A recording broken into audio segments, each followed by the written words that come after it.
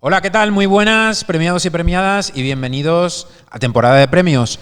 Os preguntaréis, ¿qué diablos están haciendo estos dos aquí, en este set tan maravilloso que nos ha preparado aquí en Ruzafa Studio? Bueno, hoy es un día muy especial y estamos con alguien muy especial. Primero, presentar al invitado. Hola, muy buenas, Alberto Pla, y muchas gracias por recibirnos en tu casa. Muchísimas gracias a vosotros por invitarme a vuestro fantástico programa de camino, viviendo la carrera al Oscar, que me encanta ese es. Bueno, sexy crítico. La vives intensamente, ¿no, Alberto? La vivo intensamente, sí. Es algo que algún día no conseguiré, pero me gustará el camino a ello. No es el objetivo, el Oscar, pero bueno, en nuestro canal es verdad que seguimos la carrera al Oscar, sobre todo hacemos críticas. Hola, muy buenas, sexy crítico, no te había saludado, ¿qué tal? ¿Cómo estás? Pues yo hoy fascinado, maravillado y encantado de la vida por estar con amigos y sobre todo con una persona que quiero y deseo que la gente la descubra y sobre todo que tenga interés de verdad en lo que está haciendo, que para mí tiene un valor más allá del audiovisual. O sea, estamos hablando de un valor social. ¿Qué cosas dicen de ti, Kobe? Debe estar encantado. ¿Sabes? Es que no lo habíamos presentado. Lo decías por él, ¿no? Lo decías por él. Kobe es tu perro, tu mascota, tu fiel compañero. Y bueno, y lo tienes aquí, querías presentarlo en Sociedad y has elegido temporada de premios para presentarlo. Nunca, jamás había salido en ninguna producción audiovisual y me ha parecido el lugar adecuado para presentarlo al mundo. Sí.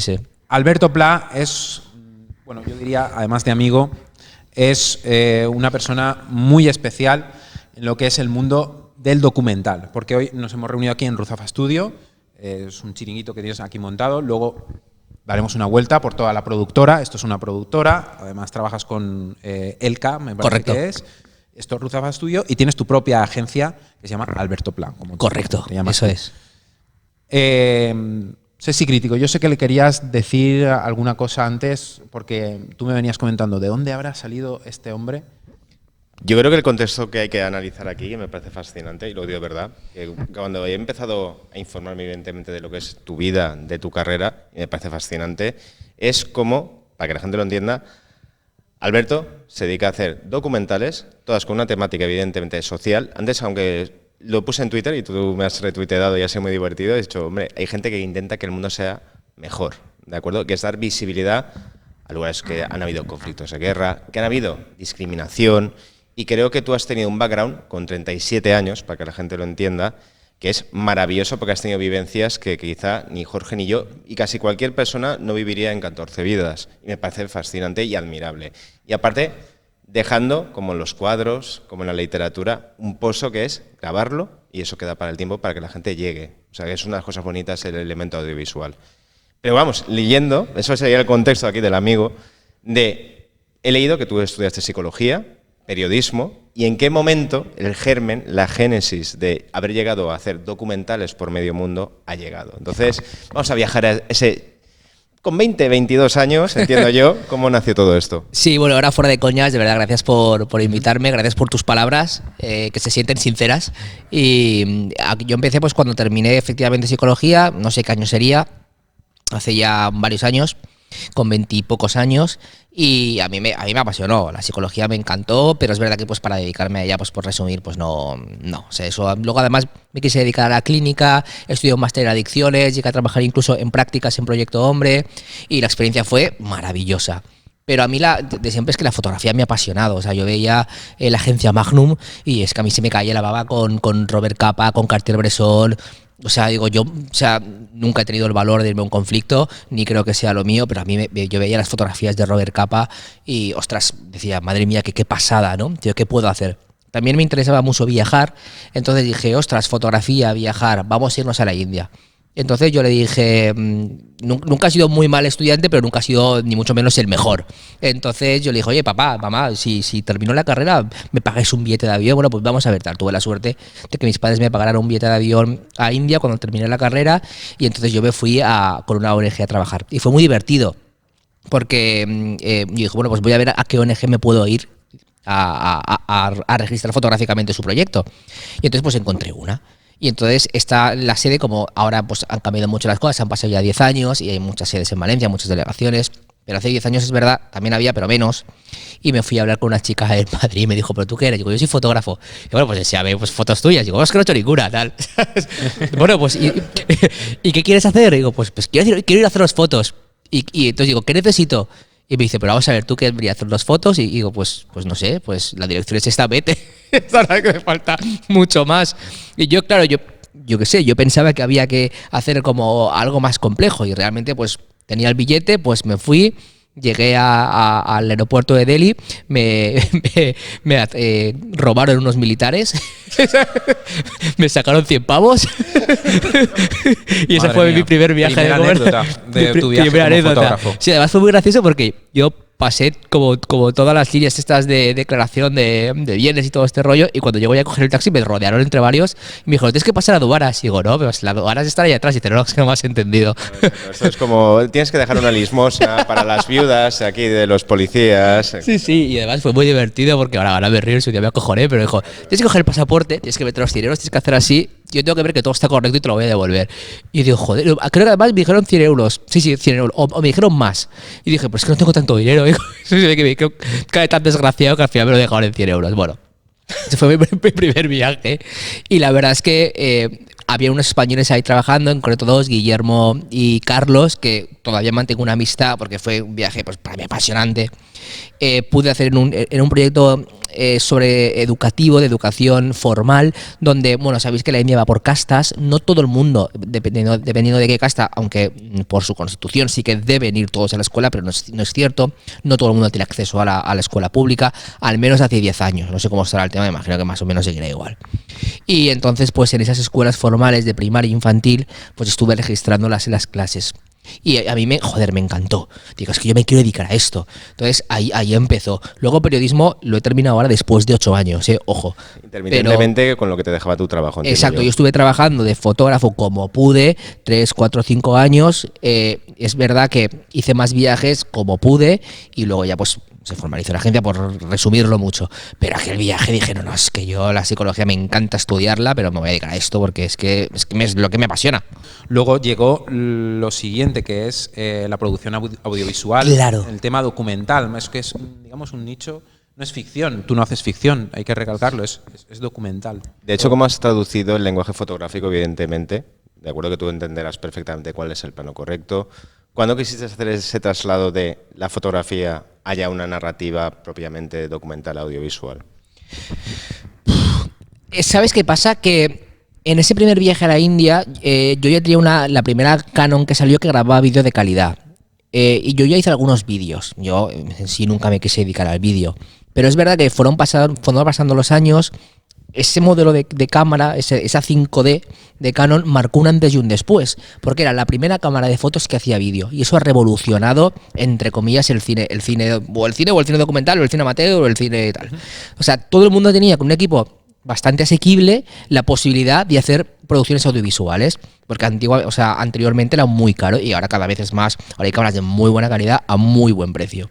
Entonces, es verdad que Canon en su día, a otras marcas, pero revolucionaron el mercado audiovisual y cada vez estuvo más presente en las empresas y por tanto en las organizaciones. Y entonces dije, jolín, vamos a introducir, además de la foto, el vídeo, porque se pueden contar más cosas o de manera diferente. Es verdad, y comentábamos antes de empezar el programa, que cada vez vivimos en un mundo más efímero, donde cada vez hace falta hacer más vídeos, más píldoras, más cápsulas, como lo quiera llamar la generación Z y Y. No somos ya ninguno de nosotros. Desafortunadamente no.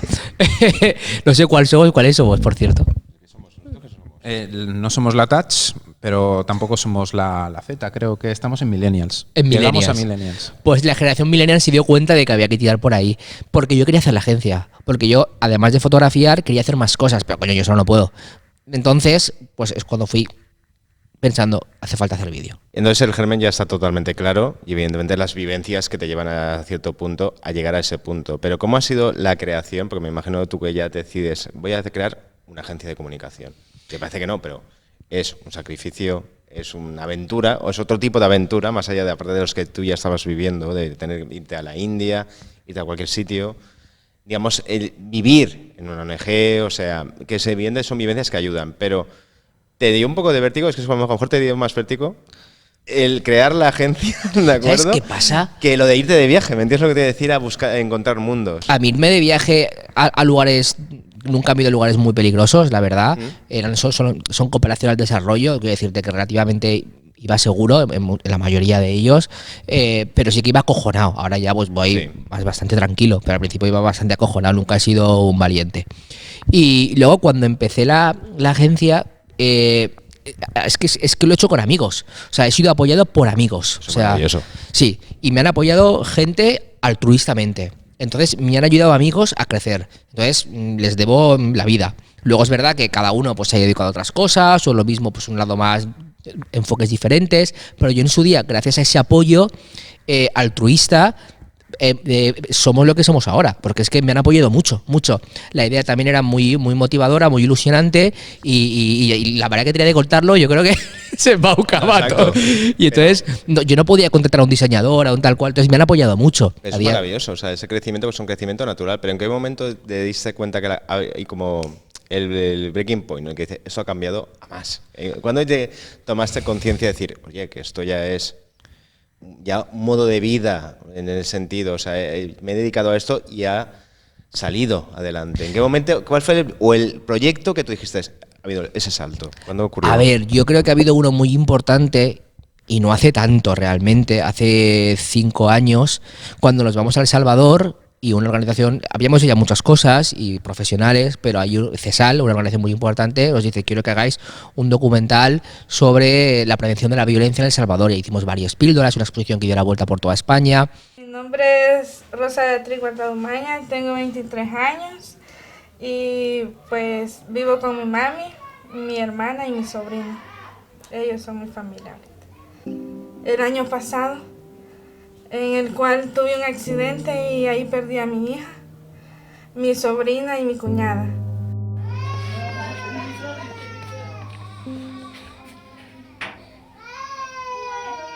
En la preproducción supongo que también tendréis la inquietud de saber dónde vais a ir y si esa zona, por ejemplo, son zonas bastante precarias, ¿no? Esa zona es peligrosa a la hora de ir a rodar un documental. Sí, a ver, como he dicho antes, nunca hemos ido a zonas con un peligro explícito, pero pues por ejemplo cuando hemos rodado en el Líbano, pues que es un país con muchos checkpoints, que hay pues desestabilidad, lo hay más ahora que cuando íbamos, desde luego, pues íbamos acompañados de una persona pues que iba cambiando la ruta, que por ejemplo nosotros nos empeñamos a ir a Baalbek, que son unas ruinas romanas maravillosas, ya terminado el Imperio Romano, la segunda etapa, y había que ir, pero claro, si yo le decía, vale, podéis ir, pero tenéis que ir por el día, tal y cual, entonces pues siempre es conveniente tomar las medidas y tener sentido común. O sea, al final, o por ejemplo en Haití, pues quiero grabar en los mercados públicos, tal, te puedes encontrar de todo en Haití. Insisto, ahora Haití es mucho más complicado y mucho más peligroso de cuando fui yo, que era en 2013, 2 años después del terremoto, del gran terremoto. Entonces, pues siempre íbamos acompañados de personas que velaban por la seguridad. Pero insisto, nunca ha pasado gran cosa porque hemos tenido sentido común. O sea, lo que no hemos hecho ha sido el gilipollas. O sea, cuando hemos grabado y nos hemos metido en lugares complicados, lo hemos hecho con sentido común, entonces nunca... Pero sí, siempre hay que tomar medidas. O en El Salvador, determinadas comunidades que alguna vez nos ha tocado salir corriendo de allí, porque la situación se ha complicado, pero nunca porque hayamos hecho el idiota. O sea, siempre hay que ir con sentido común, con las cosas claras y con el respeto a las comunidades, explicando cuando tú vas a grabar, explicando muy bien qué es, para qué es, por qué lo haces. Entonces, tomas las medidas adecuadas y no pasa nada. Pues Alberto, primero también decirte que me parece que tienes la cabeza muy bien amueblada. Creo que la gente que nos está viendo eso lo va a adivinar inmediatamente, lo digo de verdad. Pero dentro de que te veo que eres una persona, en el buen sentido de la palabra, que calcula sus riesgos, dónde te metes, ¿ha habido algún momento que te has sentido sobrepasado ante algo, ante un rodaje, que hayas dicho, o te has sentido, por así decirlo, compulgido, triste, que has encontrado algo, una situación que te ha derrumbado en algún momento? ¿Existen esos momentos de flaqueza, sobre todo en el territorio en el que tú estás pisando? A ver, evidentemente lleva un desgaste emocional. O sea, al final, yo qué sé, pues por ejemplo en El Salvador estuvimos hablando con personas con historias muy duras. O sea, en El Salvador, por ejemplo, el 95% de barrios están tomados por pandillas y algunos chavales para ir al colegio tienen que bordear 2 o 3 barrios porque están tomados por la otra pandilla, principalmente la 18 y la 13, la Mala Salvatrucha y la otra. Entonces, claro, muchos de esos chavales pues Por ejemplo, recuerdo una chica que había asesinado a su marido, su hija había muerto en un accidente de tráfico, y estaba la pobre joven, 22 años, y estaba hecha por esas cosas. Al final te afectan, y sobre todo porque ven una vida, o por ejemplo en Haití, personas que la habían perdido absolutamente todo y que independientemente de la ayuda que pudieran hacer determinadas organizaciones, tú sabes que el futuro que le esperan a determinadas personas, por mucha ayuda que llega, no va a ser igual, o sea, no van a salir del todo adelante. Entonces eso siempre se te lleva a un pozo. Pero más allá de... yo creo que igual pues, haber estudiado psicología me ha ayudado, pero no intento que no me afecte demasiado. E intento transformarlo en algo positivo, que ayude a las organizaciones a lo que estamos haciendo, y que si eso se transforme en apoyo para que esas organizaciones reciban más ayuda, mostrando lo mejor que sabemos esas historias. Y luego ha habido otros casos, como el Jardín de las Rosas, que lo hemos hecho simplemente para contar una historia que no se debe olvidar, que es el asesinato de estos jesuitas. Aquello sí que me impactó, y esto pasó en el 89, por la violencia que os utilizó. Yo nunca he contado conflictos, más que en el de El Salvador, que nunca estuve, evidentemente, y joder, o sea, allí cómo se cebaron. De hecho, tengo una anécdota muy, muy curiosa. Lo que más me llamó la atención fue cuando estuvimos allí en la UCA. Los asesinaron en la Universidad Fernando Cañas, en El Salvador. Ellos vivían allí, eran intelectuales, Martín Baró, Ellacuría, el famoso por la teoría de la liberación. Llegaron los militares salvadoreños y les asesinaron de una manera súper cruel. Utilizaron además fusiles AK-47, haciendo creer que fue la guerrilla. Luego se descubrió que eran unos chapuzas, y rápidamente se supo que había sido el ejército salvadoreño. Y les hicieron auténticas perrerías, les tiraron granadas, lanzacohetes, y les destrozaron a los cuerpos. Esas fotografías a mí me impactaron mucho y decidimos filtrar mucho. Y yo pensé en su día, ¿quién habrá hecho esas fotografías? Que sangre fría, ¿no? De archivo que todavía mantienen en la UCA. Y decidimos, como digo, filtrar unas y otras en el documental, que está el 16 de noviembre, repito, a través de los medios del Vaticano. Pues cuando me hicieron en el Vaticano una entrevista, ahora recientemente que estuve, un jesuita, fue Manuel Cubias, es Manuel Cubias. Y luego me pareció un tío muy interesante. Ya había hablado con él previamente en correos, y fue una de las personas que me acercó al Papa. Digo, oye, luego podemos hablar un ratillo tal. Y él me preguntó, Manuel, me dijo, oye, ¿tú cuando estuviste ahí en la UCA viste las fotografías? Y digo, sí, la verdad es que fueron muy impactantes. Que responde tu pregunta de qué es lo que más me ha impactado. Fíjate, no ha sido algo que he vivido, sino unas fotografías. E imaginarme aquella tragedia. Y entonces él me dijo, pues fui yo que hice esas fotos. Y dije, hostia. Entonces, él era entonces pues un joven jesuita que estaba dormía en una casa junto a la UCA, y él me comentó que estuvo una hora fotografiando porque le dijeron, pues era un chaval que tenía en su día, un joven religioso que tenía una cámara, y dijo que esto no quede impune, que no, al menos que no se olvide, que se sepa lo que ha pasado. Y entonces dijo, yo estuvo una hora hasta que ya no pude más y dejé la cámara de fotos. O sea, que fíjate que he cerrado el círculo a través de una anécdota que me encontré en Roma hace poco, el señor jesuita que me entrevistó, que él mismo hizo esas fotos. Curioso. Se cerró el círculo en cierta manera. Sí. Es increíble cómo en el rodaje, porque ya estamos plenamente metidos en el rodaje, ya hemos dejado la preproducción de un lado, ocurren estas anécdotas que luego pues recuerdas, ¿no?, en el tiempo. Has hablado del Papa. Hace poco estuvisteis presentando este documental, El Jardín de las Rosas, al Vaticano. Volvemos a recordar que se emite en el canal del Vaticano dentro el 16 de noviembre, ¿has dicho? Que es el aniversario del asesinato de los jesuitas, vale. 33 años. Vale. En cuanto al rodaje, es muy apasionante, pero también debe ser muy duro, ¿no? Es decir, pasar tanto tiempo fuera de casa, estar en otro país que no conoces, a la vez no sabes lo que te vas a encontrar, porque una cosa, preproducir una cosa luego no quiere decir que vaya a ser como es, como tú has dicho hoy antes. A ver, es duro, es apasionante porque nos encanta y yo lo escojo, lo quiero y lo elijo. Entonces, desde ese punto de vista no es duro. Es duro ver como a día de hoy, pues por ejemplo, ahora el día 15 de noviembre estrenamos, justo un día antes, online por fin, el ATU, el rostro de un pueblo olvidado, que lo grabamos en los campamentos de refugiados saharauis, en Argelia.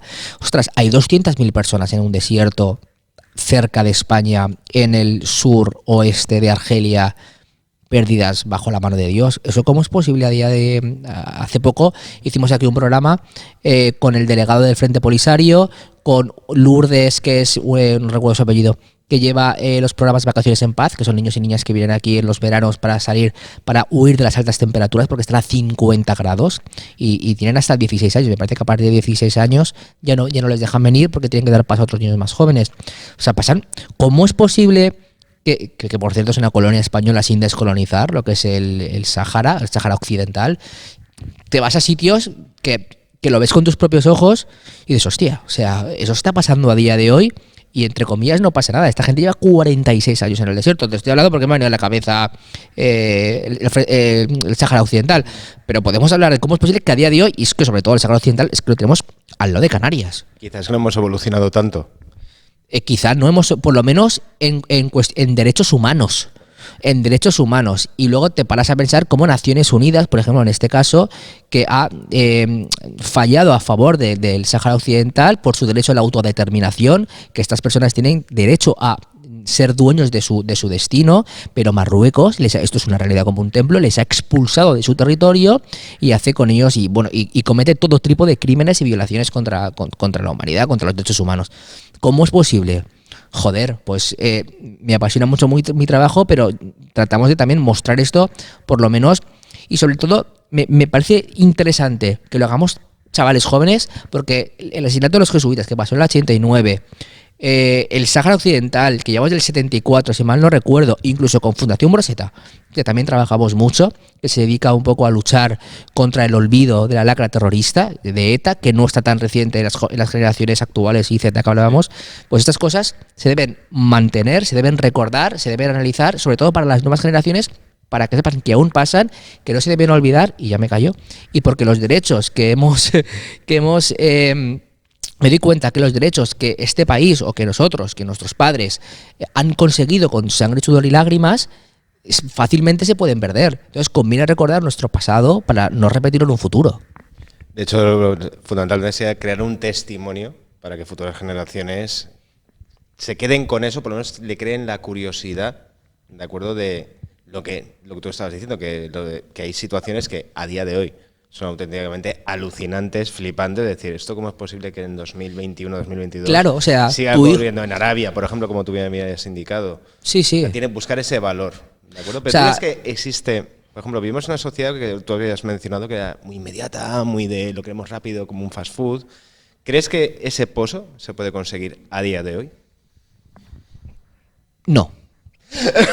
No, abiertamente no. No, o sea, hay 1.000 millones de personas viviendo en extrema pobreza. Somos 7.000 millones de personas en el mundo. Es como toda India, que son 1.000 millones de personas, un séptimo de la población mundial. Que tenga un iPad, un teléfono móvil, que tenga una PlayStation, una televisión de plasma, eso no es lo normal. Entonces, eso es importante, que no digo que esté mal que lo tenga, ni muchísimo menos. No voy a ser yo que diga a un padre cómo tiene que educar a su hijo. Pero que no es lo normal. O sea, gran parte de la población vive en extrema pobreza, ¿sabes? Hay que ser muy conscientes de ello y tenemos que tratar de que el mundo cada vez sea un mundo más equitativo, más igualitario y sobre todo atendiendo problemas globales que nos afectan a todos, como la emergencia climática, de este famoso COP26 que también ocurrió en Roma recientemente y que, por cierto, el Vaticano, la Iglesia, es algo que a través de la encíclica del Papa tiene muy presente, porque es el mismo. Nos empezamos a dar cuenta que vivimos en un mismo planeta y que lo compartimos todos, y que lo que pasa en Japón, si una persona estornuda en Japón, yo me contagio, y eso es porque vivimos en un mundo globalizado. Creo que ha pasado algo parecido, ¿no? Con esto de Efectivamente. Entonces, joder, pues por eso es la cooperación internacional, por eso es la globalización. O sea, si tú talas medio Amazonas, al final, subnormal, te van a venir más huracanes al Mediterráneo. Entonces, has contestado una pregunta que yo te iba a decir, que es que ya dice, ¿y a ti qué te enfada? Porque te veo un tío muy calmado, pero ya me da cuenta. Creo que has contestado mi pregunta, ¿qué tipo de situaciones te enfadan? Pues eso, me enfada la desigualdad, me enfada que se violen los derechos humanos, me enfada que Naciones Unidas haga un papel relativo, no digo que lo haga mal, pero hace un papel relativo. Me consta que Antonio Gutiérrez, que está al frente de Naciones Unidas, hace un papel importante, pero al final Naciones Unidas son 4 o 5 países quien toma el consejo principal, principalmente por Estados Unidos. No termina de resolver temas importantes como es la emergencia climática o como es temas que hablamos, a lo mejor para ellos son menos importantes, pero no dejan de serlo, como el del Sáhara Occidental, ¿no? Y antes habíamos hablado de anécdotas un poco menos buenas, ¿no? Pero yo quería que me dijeras anécdotas que te llevas en los rodajes que te hayan llegado al corazón. Porque supongo que habrán momentos también muy entrañables. Mira, el momento más bonito que yo he vivido fue en 2015, cuando rodamos en República Dominicana. Hicimos un documental que se llama Un Sol para Dominicana. Y esto es porque todo el mundo conocemos a República Dominicana por, ¿cómo se llama? Por Punta Cana. O sea, yo nunca he ido a Punta Cana. Bueno, sí que he ido a Punta Cana a algunos paradores cuando estuvimos ahí, a una playa que es espectacular. Tampoco es tan bonito, como dicen, es bastante Disneyland París, ¿sabes? Hay otras zonas más vírgenes más bonitas, pero no está mal, no está mal. Entonces, claro, es un sol para Dominicana porque queremos que, o a través de Fundación Solca, que es para quien hicimos el trabajo, que el sol brille para todos por igual, que no brille muy bien en la Romana, donde por cierto es una, no sé cuántas mil hectáreas tiene, donde tiene casa Julio Iglesias, Piqué y Shakira, el Barça tiene una escuela de fútbol, es espectacular y es maravilloso. Donde ahí, por cierto, se grabó una película, que ahora mismo no recuerdo, tengo la punta de la lengua. No. Vin Diesel estuvo por ahí, que también tiene casa por Triple ahí. X también tiene casa por ahí, pues Sí. que tienen, pero son casoplores, son espectaculares, son muy bonitas, pero es como, yo qué sé, no está en Hollywood, pero es algo parecido. Un recuerdo bonito y emocionante. Entonces, pero grabamos efectivamente con pues chavales que estaban en situaciones precarias y la Fundación Solca se dedica principalmente en la educación no formal. ¿Qué es eso? Pues música, reforzamiento escolar, apoyar la escritura, lectura. En República Dominicana hay gente niños que no saben leer ni escribir. Y entonces, pues hasta ahí llegan, que es fuerte. Pues sí, eso pasa. Entonces, bueno, ¿y dónde presentamos el documental? Que por cierto estuvo en Cines en Dominicana, y ahora tiene, creo que más, unas 600.000 visitas en YouTube, que no está mal. Que para ser un documental que no interesa ni a las hormigas, entre comillas, no está mal. Eso es porque en Dominicana se vio. Y además en YouTube, estando previamente en cines. Y dijimos, ostras, vamos a hacerlo en el Palacio Nacional de Bellas Artes. Entonces, Rubén, ¿pero cómo vamos a hacerlo ahí? Hombre, me parece tal, pero ¿Por claro, qué no? El Palacio Nacional de Bellas Artes es donde la clase alta hace exposiciones, donde hace, bueno, la alta cuna, ahí organiza los saraos. Entonces fue, por resumirlo, que si lo me enrollo, ahí presentamos el documental y la exposición de fotos. Hicimos una exposición de fotos muy bonita, incluso a la directora del Palacio le gustó las fotos. No por mí, sino por lo que significaba todo, el montaje, el todo, ¿no? Y fue muy bonito en la presentación ver a los niños de la Fundación Solca empoderarse de ese espacio que solo estaba presente o solo estaba acostumbrado a ver, pues eso, pues alta cuna. Entonces fue muy bonito y yo creo que también a Fundación Solca le ayuda a servir de jolín. Podemos también a nivel estratégico pues ir un poquito a diversificar y esta campaña pues también le sirvió por ese lado. Pero eso fue un momento muy, muy emocionante porque además tocó el coro de Fundación Solca, que tiene un coro de música muy bonito, con el invento del Padre Ángeles, que no me acuerdo cómo se llama el señor cura que tocaba la guitarra, y era como la típica coro de iglesia domingo de barrio. El padre rock and roll. El padre rock and roll, que puede ser cualquier cura de los Boy Scouts de Monte Olivete. Exacto. Pues estaba ahí muy gracioso con su guitarra española. Joder, pues fue muy emocionante. Al final es que tu trabajo, coño, pues que sirve para algo, ¿no? Que vamos a pasar un poco a la postproducción, ¿no? Ese momento en que ya ha acabado el rodaje. Que habrán muchas horas, mucho metraje, y decides sentarte ya en una silla y ponerte a montar, evidentemente. ¿Utilizáis algún software especial? ¿Cómo montáis? ¿Lo haces tú mismo? ¿Lo haces con tu equipo? ¿Os ayuda la productora? Cuéntanos un poco. Hasta este momento me gusta editar a mí y montarlo yo. Cada vez voy teniendo menos tiempo y voy delegando más el tema de edición. Hasta ahora quiero seguir editando yo los documentales. Si hay otro tipo de vídeos y más contenido que os he comentado antes que queremos hacer nosotros, que no me da tiempo ya de editar, no me da la vida, pero por el momento sí que los he editado yo y los quiero seguir editando yo. Sobre todo porque tengo una idea muy clara en la cabeza. Te voy a decir una cosa, y aparte es que eso, tanto en la ficción como en los documentales, de todo lo que tengas rodado, vendrá la parte que tienes que desechar cosas. Buah, sí. Que eso, es decir, para que la gente lo entienda, ¿cuántas horas al final se pueden desechar de un proyecto como el que estamos hablando, del que tú estás realizando? El 80%. Y no te sabe... Fatal. Bueno, el 70%. No, sí. Es que hay más de una película, es que quizá tú... Sí, pero nuestros documentales, todos, menos el de Dominicana, que dura 1 hora, porque iba para cine, duran 30 minutos, no duran más, porque queremos mostrar algo que no le interesa a nadie para que le interese a la gente. Que le llegue. Y que le llegue. Entonces, media hora creemos que ya es largo, pero más largo no. Y luego, aparte, por un tema también de temporada de premios. Porque hasta media hora, 29.59 es corto documental.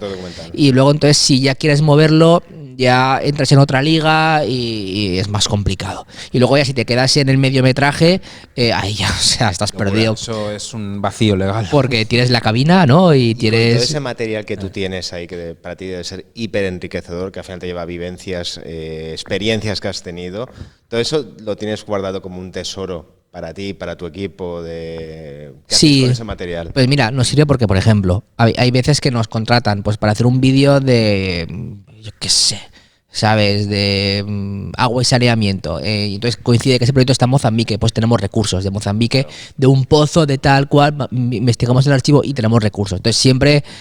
O igual no servirá nunca, o igual da la casualidad de que sirve. Entonces sí, lo tenemos como un tesoro en 2 discos duros. Si se estropea uno rápidamente, que se estropeó uno hace poco, hice una copia de seguridad para que si pase uno y estar en sitios diferentes, por si entra en un sitio y desaparece, que haya siempre otro. Entonces, eso sí que lo tengo... En la línea de lo que tú dices me parece fascinante porque creo que fue Scorsese, hablando de las distancias y la temática, se dijo que realmente las películas nunca terminan. Para un creador, un director, nunca termina. ¿A ti te pasa algo parecido? ¿O tú crees que sí que tiene el acabado que tú estás diciendo, que tienes una idea muy clara de lo que es plasmar, pero siguen habiendo proyectos tuyos que aún dices, hubiera cambiado esto, hubiera cambiado aquello? Sí, claro. Por ejemplo, los proyectos y sobre todo el documental están vivos, claro. ¿Sabes? Yo es que nunca he hecho ficción y desconozco el mundo de la ficción, pero imagino también que el guionista a lo mejor luego cuando lo ve en la pantalla dice, ostras, lo habría enfocado de otra manera diferente. Nosotros también, en otro sentido. O habría resaltado más esto o más lo otro, y sobre todo porque tenemos un tiempo muy corto. Imagino que las películas igual, aunque sea 1 hora y media. Pero sí. A lo mejor una segunda parte también hubiera hecho... Aunque dicen que las segundas partes nunca serán buenas o fueran buenas, menos El Padrino, ¿no? Entonces, pero sí, esa sensación te pasa y de hacer segundas partes. Lo que pasa es que al final pues te da presupuesto para hacer esto y, claro, y rara vez te va a decir el productor, no en este caso que es la organización, el productor ejecutivo, vamos a hacer una segunda parte, difícil. Y luego ya pasamos al tema de la visibilidad de ese propio documental que estamos hablando. ¿Cómo le dais visibilidad a esa película? ¿Participáis en concursos? ¿Vais a festivales, circuitos de festivales? ¿Tenéis alguna distribuidora? Claro, esto dependiendo del presupuesto del proyecto, hay una partida para festivales o no. Lo recomendamos siempre. Por ejemplo, el de Asha, que hicimos para la Fundación Fontilles, se movió por un circuito. Nosotros trabajamos con la productora Yaque, que es una distribuidora Yaque, que es madrileña, y son unos chavales que trabajan súper bien. Y llegó a Naciones Unidas y me llegaron a premiar por potenciar la igualdad de género a través de este documental, porque está muy centrado en mujeres que habían superado la lepra. Hubiera sido imposible llegar a Naciones Unidas si no lo te mueves por un circuito de festivales. Entonces es fundamental, ya no solo porque ganes premios, sino por la visibilidad. Que tiene el documental. Aunque la mejor visibilidad es moverlo todo lo que puedas, hacer una buena publicidad y que quede en YouTube para la posteridad, para que todo el mundo pueda verlo. Pero es que es verdad que el circuito de festivales te ayuda a moverlo por unos foros si es seleccionado, que de otra manera es imposible. ¿Y cuál sería el proyecto, puestos a fantasear, que te encantaría abordar? O que te ofrecieran. Y que no he abordado. Que no has abordado, efectivamente. ¿Alguna inquietud que tengas por ahí pendiente todavía por realizar? Ostras, no lo sé, pero imagino que algún proyecto que pueda agrupar culturas diferentes de varios continentes, pues no lo sé. No, nunca me lo he planteado. La verdad es que estoy contento porque lo que estoy haciendo me gusta mucho, pero a lo mejor pues algo en Asia, que sé, por ejemplo, de Pascal Plisson, no sé si lo he pronunciado bien, hizo Camino a la Escuela, que estuvo hace poco en cines y no sé si fue nominada a los Oscar, por cierto, ese documental. Me suena que sí. No sé si ganó, pero al menos estuvo nominado por lo seguro. Y entonces grabó en África, grabó en la Patagonia, en Argentina, grabó en Asia, en India estuvo grabando en Asia. Tu propia Torre de Babel, por así decirlo. Sí, entonces es muy bonito ese documental, lejos ya que te guste más o menos el guión, que hay cosas que me gustaron más o menos, pero lejos de eso, la fotografía de ir viajando por países en un momento a través de cómo los chavales iban a la escuela en diferentes países, ¡joder! Un proyecto así... Por cierto, llamadle, no seáis tontos. Bueno, Alberto, y ahora toca que nos hables un poco del final de la carrera del documental, ¿no? Es un poco el reconocimiento que se le da luego a la película que tú filmas y que es muy enriquecedor y muy ilusionante también, ¿no? Ese agradecimiento. Habías comentado antes, Naciones Unidas te dio un premio hace poco. Sí, a ver, a quien no le gusta que se lo reconozcan y que le den un premio, o sea, pues a todo el mundo y a mí también. Y efectivamente, pues, jolín, mola el reconocimiento en concreto de Naciones Unidas por potenciar la igualdad de género, por la película Asha, pues me premió hace poquito, porque es un documental que se centra en 4 o 5 mujeres que han pasado la lepra, que han sido tratadas por la Fundación Fontilles, que es valenciana también, muy famosa, y entonces pues fue online porque no pudo ser presencial. Esto fue en julio, este pasado julio, el día 12 o día 13, y entonces pues fue muy molón, o sea, muy, muy chulo. Y en la línea de lo que tú estás diciendo, como no pudo ser presencial, inexorablemente tú que estás llevando una productora, ¿cómo viviste? Cuando explotó la pandemia, evidentemente te limitó, en cierta manera, tanto lo que era logística, proyectos, etcétera. ¿Cómo lo viviste? Pues mira, estábamos en Etiopía, cuando estaba toda la movida. Buen sitio para El que sitio explote el COVID. para pasar una pandemia. Sí. Y iban a cancelar las fallas y lo veíamos con el móvil, teníamos internet ahí con la tarjeta que compramos. Pero ¿cómo se cancelan las fallas? Tal. Claro, lo vivíamos un poco ausentes, llevamos ya ahí, pasamos 2 semanas y entonces justo el día que volvimos, ese día cerraron el aeropuerto. O sea, volvimos y luego, o sea, que gracias a Dios no pudimos volver. Era un vuelo fletado de esos rollos. Entonces, aquello nos paralizó todo, nos pusimos los pies en la tierra y dijimos, vale, no podemos hacer producciones para otros, hagamos para nosotros mismos. Y entonces, pues fue un mal rollo. Afortunadamente este año, ahora vamos a Bolivia y Ecuador, y el 3 de diciembre me voy a Perú a hacer un report de fotos para Mainel, Fundación Mainel, y lo que no he podido hacer antes pues ha venido ahora todo. O sea, quiero decir que bien, pero lo hemos pasado mal pues porque no hemos podido trabajar, porque ha habido que recortar presupuestos, pero bueno, nos ha venido bien porque hemos autoproducido más cosas nuestras, nos hemos entrado en la página web, nos ha hecho pensar en hacer más contenido, como nuestro nuevo canal de YouTube, que también, además de este canal, pues podéis suscribiros al canal. Suscribiros a su canal. Y darle a la campanita. Da like. Al puñito hacia arriba, ¿no? Puñito hacia arriba. Exacto. O sea que ha tenido sus cosas muy malas, pero sus cosas también muy buenas. Pues muy bien, yo no sé si teníamos alguna pregunta más. Dentro de la ficción, vamos a ver, ese pequeño Alberto, ¿qué tipo de cine le gusta ver cuando quiere desconectar y llegar a la ficción? Dímenos alguna película que a ti te llegue, te mole. A ver, a mí una de mis películas favoritas, por ejemplo, es El jardinero fiel. Me parece un peliculón, creo que también está un poco en la línea sí. de lo que trabajamos nosotros. Nunca me he metido con el tema de las farmacéuticas, no sé si tendremos el valor de hacerlo alguna. Viendo cómo acaba la película, no lo hagas. Algún día, efectivamente, pero me pareció, eso es cierto, o sea, de hecho se habla muchísimo de esos temas y me parece una película que toca un tema muy importante y cómo se puede jugar con la población, en este caso en África, y me parece un peliculón, o sea, uno de mis tops. Entonces, por la narrativa, por la historia que hay, por la relación que tienen los actores, y desafortunadamente por cómo acaba, pero me parece un peliculón. Maravilla de película y maravilla la sesión que nos has hecho pasar hoy aquí en temporada de premios. Agradecerte que nos hayas invitado, Alberto. Suscribiros a su canal, Alberto Pla, en YouTube. Y para quien nos siga, pues suscribiros a la temporada de premios también. Y si no estáis suscritos, darle a la campanita y darle a like. Y nada, pues muchísimas gracias, Sexy Crítico, también por acompañarnos hoy. Gracias.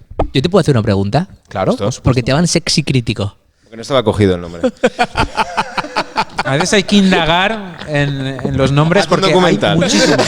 Hay un documental, Hay muchísimos nombres que están ya cogidos y tiras a ponerte cualquier y ya no puedes. Me gusta mucho.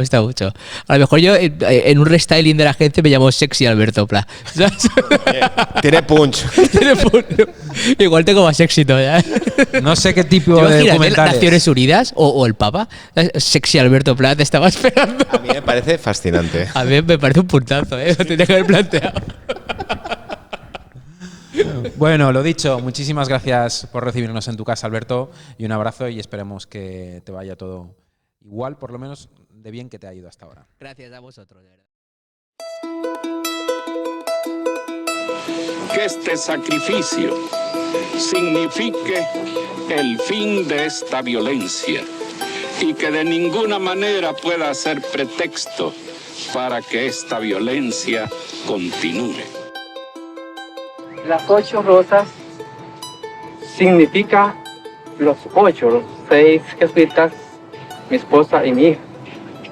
El motivo de sembrar el rosal es un recuerdo, ¿verdad? Un recuerdo que no lo podemos olvidar. Con lujo de crueldad, es decir, no se conformaron con dispararle 1 o 2 balas, sino que descargaron cargadores enteros. Un tiroteo de esa magnitud y calibre solamente lo puede tener el ejército. Queremos que el gobierno tome en serio que de nada sirven las reformas si van teñidas con tanta sangre.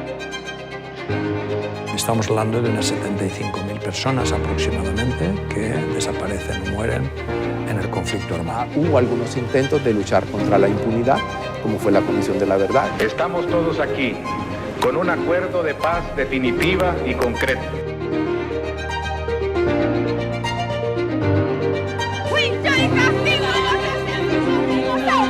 Hasta la vez no ha habido ninguna justicia ni castigo para estos asesinos que vinieron a hacer este gran masacre.